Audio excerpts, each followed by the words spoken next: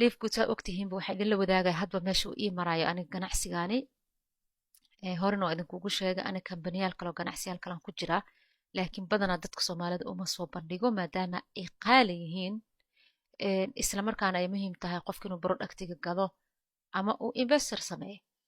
laakiin kambanigan soo arkaysaan hadda waxaan ku jiraa 1 2 3 4 5 6 7 wiig ayaan ku jiraa bil iyo adi bar iska dheh labada bilood weli ima dhammaanin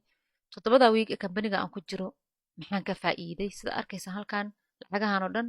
qaar ka mid ah waxaa idinkula wadaagayba anoo kaarkayga ku adeeganayo ee kaarka iyaga aan ka dalbaday lacagahan oo dhan waa ii faa'iido ani maxaan kusoo galay kambanigan waxaan kusoo galay $50 iyo $10 bisha aan bixinayo aan iraahdaba bishii ugu horreysay $10 waan bixiyay 10 kale bish kale weli maan bixin haddaan bixinaya halkaasi maxaa iga gashay $50 ilaa $10 waxaa iga gashay $60 laakiin aniga maxaan ka helay weliba anigoo mashquula saan idin sheegan badanaa waxyaalahan waqti uma helo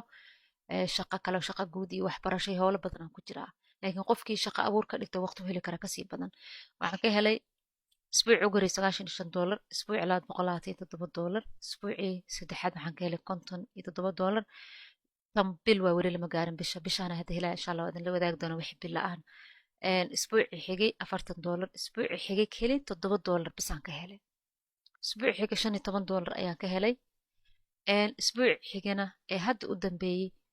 waxaan ka helay $57 macnaha lacagahan maxay ka imaanayaan keli waxay ka imaanayaan qaybta wiigile ka imaanayaan oo ah isbuucaasi tiimamkayga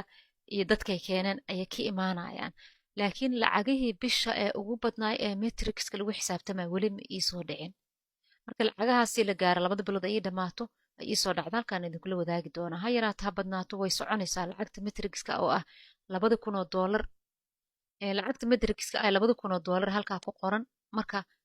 ay aad soo gashid labada bilood markay kugu dhamaato way ku bilaabanaysaa laakiin hal mar laguma wada siinaa lacagtan inta hadba tiro ah dad metrig aad ka heshay ayaa lagu siinaa laakiin limad meesha ugu sarreysa ayaad $2,000 bishii ka samaynaysaa lagu yiri